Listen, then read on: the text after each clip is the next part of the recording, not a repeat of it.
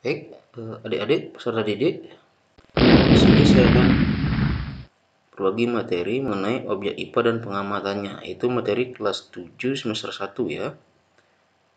Nah, pada kesempatan ini saya akan membahas tentang cara membaca hasil pengukuran menggunakan mistar, jangka sorong, mikrometroskop, dan gelas ukur. Baik, langsung saja.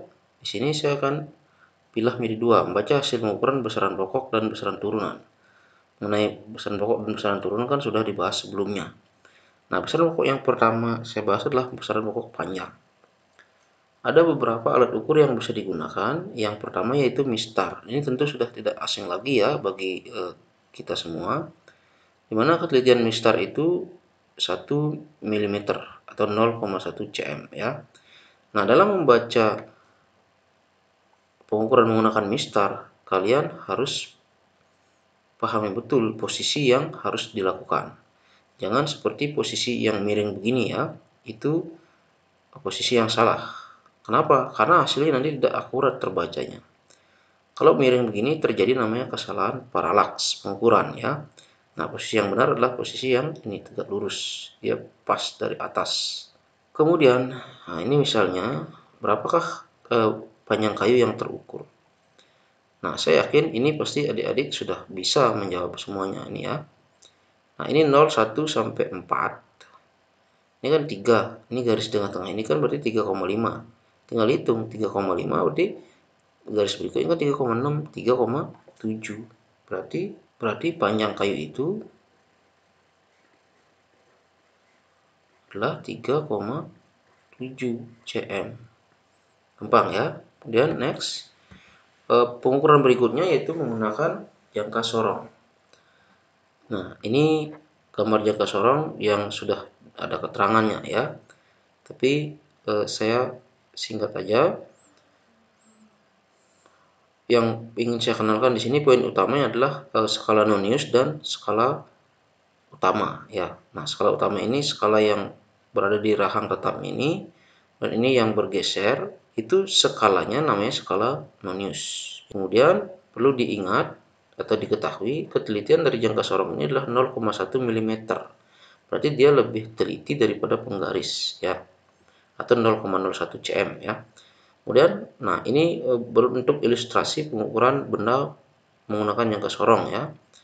Nah, kalau diperbesar perpaduan antara skala utama dan skala Noniusnya itu akan tampil seperti ini. Ingat, yang di atas ini, garis-garis yang di atas ini merupakan garis-garis di skala utama. Yang garis-garis di bawah ini, yang dari 0, 5, 10 ini namanya garis pada skala Nonius.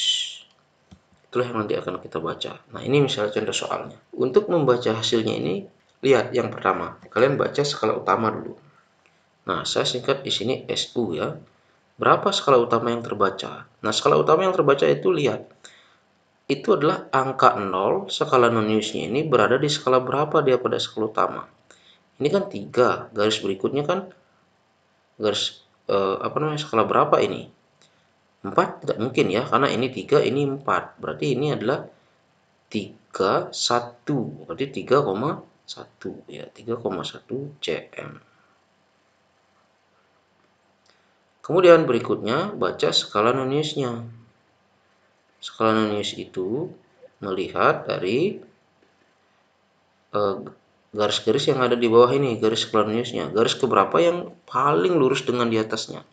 Kalau kita perhatikan dengan seksama kan ada dua garis di sini, yaitu garis ke-9 dan garis ke-10. Garis terakhir ya. Nah, yang digunakan itu adalah garis ke-9, yaitu garis yang lebih dekat ke angka 0-nya. Berarti ini tulis 9. Nah, untuk skala Nonius itu garis yang ditunjuk dikali dengan ketelitian alatnya. Ya. Nah, 9 kali ketelitian alat tadi berapa ini jangka sorong? Kan 0,1 mm. Ini berarti menjadi 0,9 mm. Kemudian hasilnya berapa? Nah, hasilnya tinggal dijumlah antara hasil skala utama tambah skala Noniusnya. Skala utama tadi kan terbaca 3,1 cm tambah skala Noniusnya 0,9 mm. Apakah boleh langsung dijumlah? Tidak boleh ya, beda satuan nih. ubah dulu, samakan satuan. Boleh jadikan cm atau mm, boleh. Saya ubah cm ke mm ya. Ini dikali 10 sehingga menjadi 31 mm. Tambah ini tetap 0,9 mm. Nah, ini 31 tambah 0,9 kan menjadi 31,9 mm. Nah, ada di pilihan gandanya ya. Nah, ini ubah lagi menjadi cm. Nah, dari milimeter ke mm kan naik satu tingkat, berarti tinggal dibagi 10. Jadi ini adalah 3,19 cm. Berarti jawabannya adalah yang A. Oke, next. Nah, sama seperti soal tadi, yang pertama dicari adalah skala non-news ya, skala utama yang terbaca berapa. Skala utama itu lihat angka 0 skala non-newsnya. Berada di skala keberapakah dia? Kan ini dia. Ini kan 3, ini 4. Berarti ini sudah main desimal ya. Ini 1, 2, 3, 4, 5, 6. Berarti di skala ke 7 ini ya. Berarti jadinya 3,7 cm. Kemudian skala non-newsnya itu garis yang paling lurus dengan di atasnya, kan ini garisnya. Di garis ke ini 0, ini 1, 2, ini garis ke 3 ya. Berarti 3 kali ketelitian. Nah, 3 kali ketelitian alatnya berapa? 0,1 mm ya. Hasilnya adalah 0,3 mm. Nah, kemudian hasil pengukurannya berapa? Ini tinggal dijumlah. Skala utama ditambah skala non-news. Skala utamanya tadi kan 3,7 cm. Skala non-newsnya adalah 0,3 mm. Nah, ini tidak boleh langsung dijumlah, tapi diubah dulu ya. Jadikan mm sama seperti tadi kali 10 menjadi 37 mm tambah 0,3 mm. Berarti ini jadinya adalah 37,3 mm. Kalau mau jadikan cm, bagi lagi 10 jadi 3,73 cm. Oke, gampang ya. Next, pengukuran menggunakan mikrometer skrup ya. Ini gambar sudah diberikan beberapa keterangan, tapi poin utamanya juga sama ya, skala utama dan skala non-news. Nah, perlu diketahui juga mikrometer skrup itu memiliki ketelitian 0,01 mm. Berarti urut ya, penggaris 1 mm, jangka sorong 0,1 mm, mikrometer skrup 0,01 mm. Berarti ini lebih teliti lagi dibandingkan penggaris dan jangka sorong. Kemudian tampilannya ketika dilakukan pengukuran, ini bendanya dijepit ya. Nah, ini akan terjadi perpaduan skala utama dan skala non-news. Ya, skala utama ini garis yang mendatar ini ya. Kemudian skala non-newsnya ini nih yang memutar nih, di rahang putar ya. 30, 35, 40, 45 sampai ke skala ke 0 lagi. Ini kan skala memutar ya, keliling dia. Nih. Seperti ini ya, yang di atas ini. Nah, cara membacanya bagaimana? Sama. Jadi soalnya kita cari dulu. Skala utamanya berapa? Saya singkat SU ya. Skala utama itu adalah skala yang terakhir terlihat. Nah, ini kan ini skala yang terakhir terlihat. Skala berapakah ini? Itu. Kita lihat ini 4, 5. Kan ada skala tengah-tengah. Ini berarti 4,5.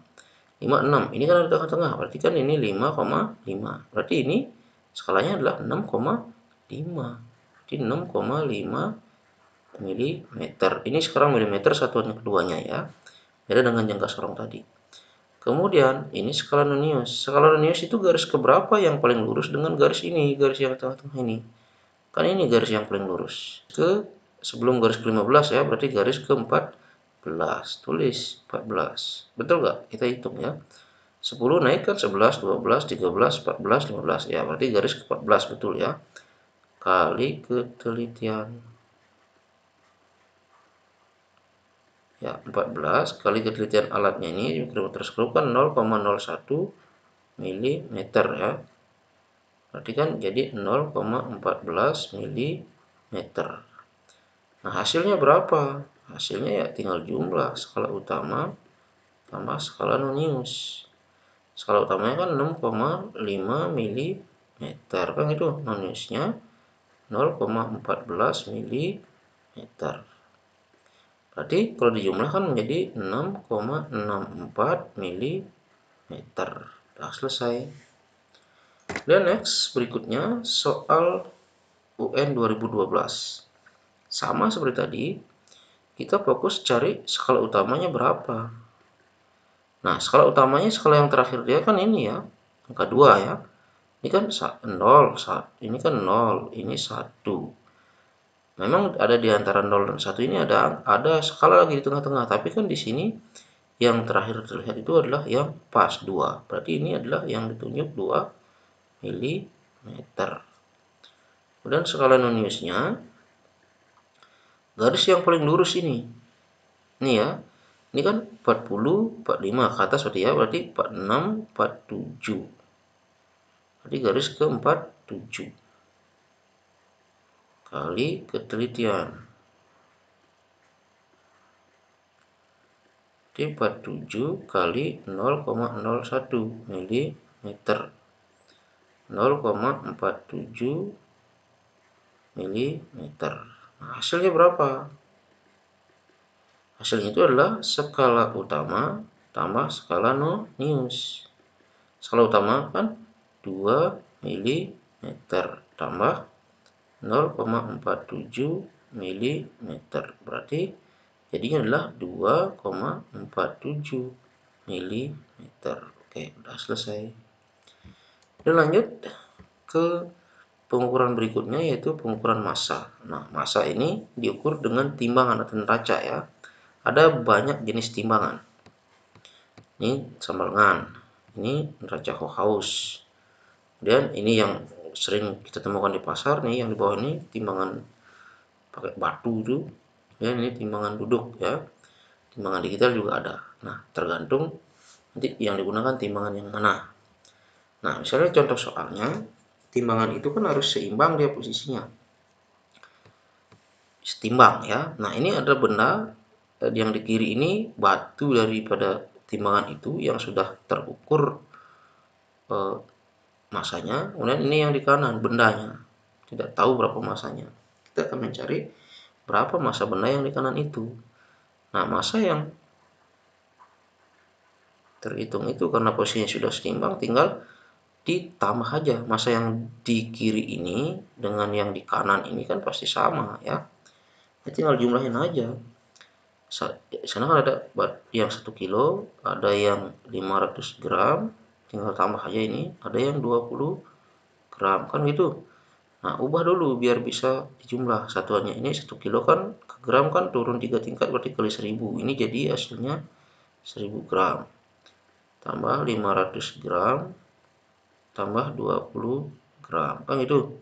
Ini jadinya 1520 gram. Kalau mau jadikan kilogram lagi bagi 1000, berarti menjadi 1520 kg. Oke, sudah dapat untuk yang ini ya. Dan untuk yang di kanan ini merupakan neraca Cohaus ya.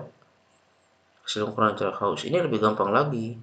Massa yang terhitung itu tinggal dilihat, tinggal yang tunjuk angka 300, angka 40, angka 8, tinggal tambahin 300 tambah 40 tambah 8, ini jadinya 348 gram. Udah selesai. Paham ya? Kemudian pengukuran berikutnya yaitu pengukuran waktu. Nah, pengukuran waktu saya pilih di sini ada jam, ada stopwatch. Nah, untuk jam ini kan sudah biasa. Saya akan bahas yang stopwatchnya. Pada stopwatch ini ada lingkaran yang besar, ini yang di luar, ada lingkaran yang kecil, ini yang di dalaman nih. Nah, yang kecil ini menunjukkan waktu menit. Yang lingkaran besar yang di luar ini menunjukkan waktu detik ya. Nah, cara membacanya bagaimana? Ini ada contoh soal ya. Contoh soalnya adalah ketika atlet itu berlari diukur lama larinya itu menggunakan stopwatch. Tampilnya seperti ini. Nah, waktu yang terbaca ya, saya singkat waktu aja di sini. Ini kan ada skala yang kecil.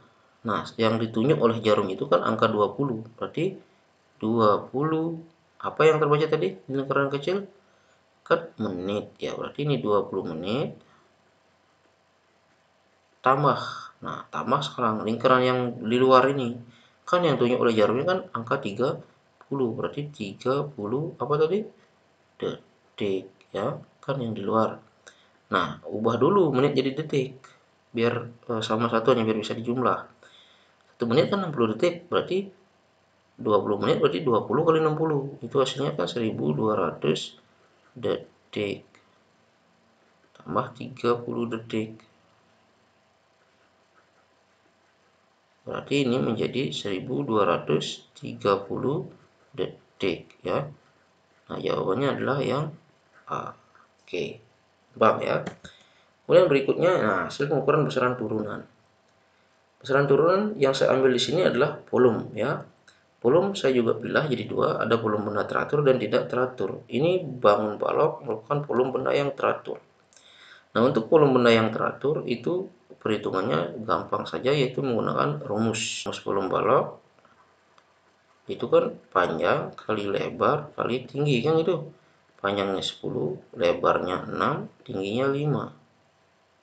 6 kali 10 kan 60, berarti kali 5 maka 300 cm kubik. Ya, inilah volume. Nah, sekarang bagaimana jika benda itu tidak teratur? Misalnya batu. Ini kan nggak bisa diukur. Kalau menggunakan mistar misalnya, berapa diameternya, orang teratur dia. Nah, caranya bisa menggunakan gelas ukur dan menggunakan gelas berpancuran. Ada dua ya. Nah, contoh soalnya seperti ini. Misalnya, sebuah gelas ukur berisi 70 ini ya, 70 ml air. Kemudian dimasukkan batu sehingga tingginya menjadi tinggi airnya sekarang ya. Setelah dimasukkan batu, tinggi airnya menjadi ini 80. Berapa volume batu tersebut? Ya, gampang aja.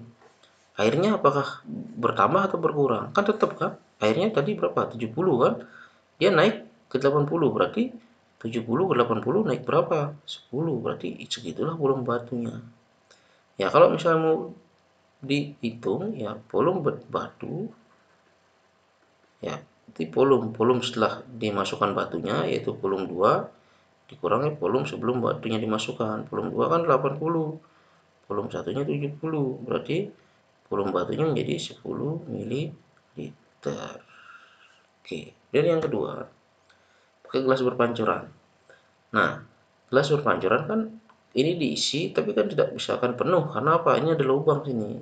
Jika diisi sudah sampai sini diisi lagi maka dia akan keluar air yang melalui pancuran ini. Nah, ini gelas berpancuran tinggi airnya segini ya, 100 cm kubik. Kemudian dimasukkan benda sehingga air itu tumpah sebanyak ini. Berapakah volume batunya itu? Ya, volume batu ya sebanyak air yang tumpah yang tertampung di gelas ukurnya ini, yaitu 20 cm kubik. Ya, gampang ya. Nah, itulah caranya membaca hasil pengukuran.